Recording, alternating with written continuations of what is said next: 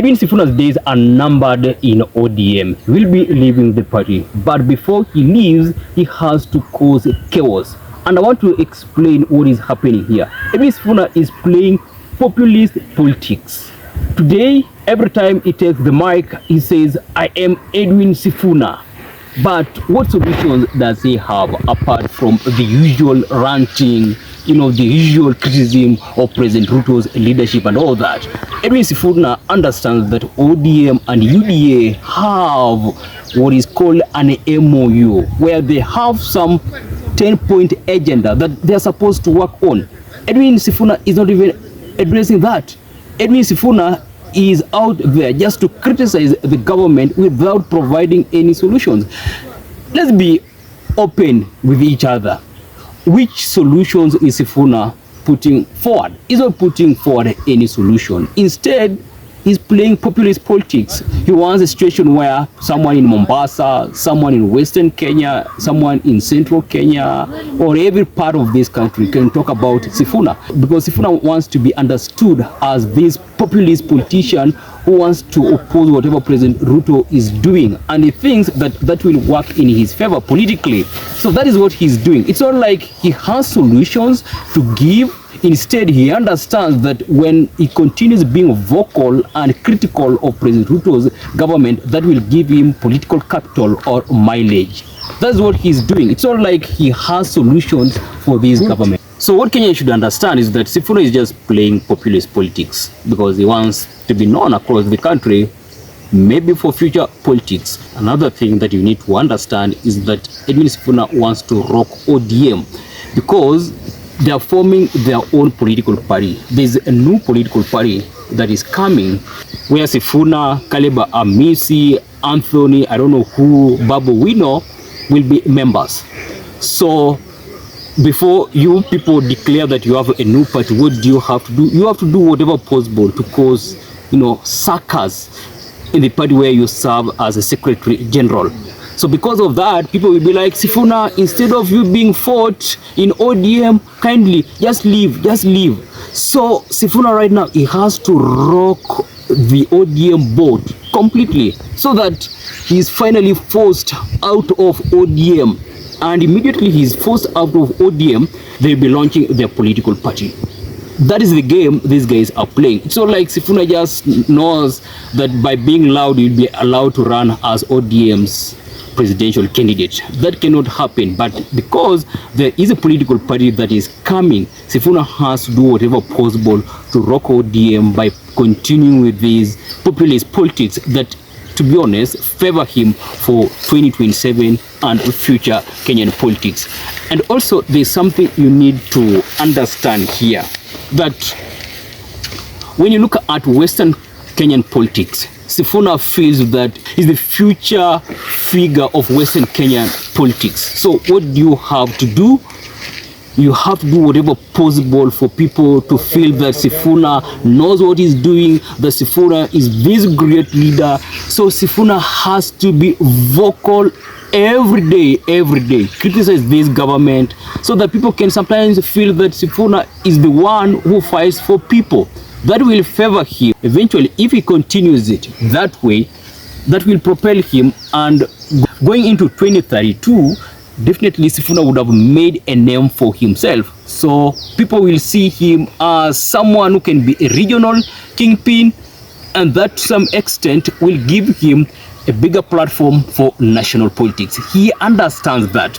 Apart from that, there's also something I need you to understand, that if you look at it so clearly, there is President Uhuru's hand in what is happening in ODM, where there is a new political party coming, and Sifuna is one member of that political party. So look at it this way. It's very likely that President Uhuru could be the one funding this political party, because allegations have also come out saying that President Uhuru helped Eugene Wamalwa to form DAP Kenya party, that he funded that because he understood that for Western Kenya politics to be a little bit of favor to him, what do? Make sure there's another political party. So he must have funded that political party. So even these new political parties that we are talking about, it is likely that President Uhuru's hand is in it. Because look at it this way, we've had allegations coming out saying that President Uhuru offered 1 billion Kenyan shillings to some members of ODM so that ODM is sold to the united opposition. Given that that is a difficult option, what do? Rock ODM and finally form another political party. And once you have a new political party, these people will move to the united opposition. And that is how politics is being played here in Kenya. That before you leave another political party, what do? You rock that political party. Because understand, where is the logic here? You are the ODM Secretary General, but every day you criticize a partner or someone that you are working with. Every day you just have to criticize President Ruto and say that this government is not going to do anything. When, as a Secretary General of a political party, you participated in the signing of an MOU, which I am told you participated in coming up with this 10-point agenda. But you continuously criticize that very government and say that nothing good is coming from it. Instead of saying, okay, let's meet President Ruto, we sit down and talk and ask President Ruto, you promised us A, B, C, D, but how come you're not doing it? Because right now Sifuna could be pushing for compensation of those people who are maimed and some even lost their lives. Remember that? He could be pushing for compensation.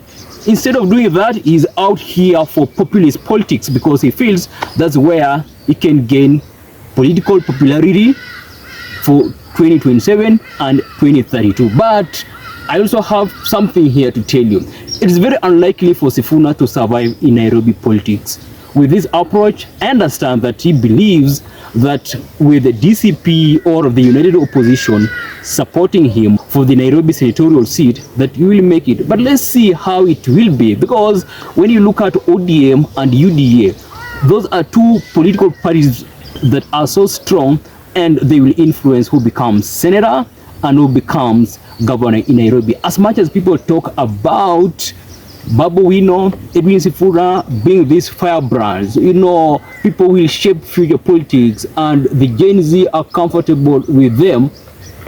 Remember, this politics is always local, and when you look at Kenyan politics, it's also about money. So when you look at ODM and UDA, these two political parties have structures, they have money and all that, and they understand what the critical mass wants. So it is very possible for ODM and UDA to produce governor and senator. So for Sifuna, I know people will always praise you and say you're doing a good job, but on the election day, that's when you will understand politics. So Sifuna, I really do not know what you still want in ODM, given that you don't believe that ODM and UDA should work together.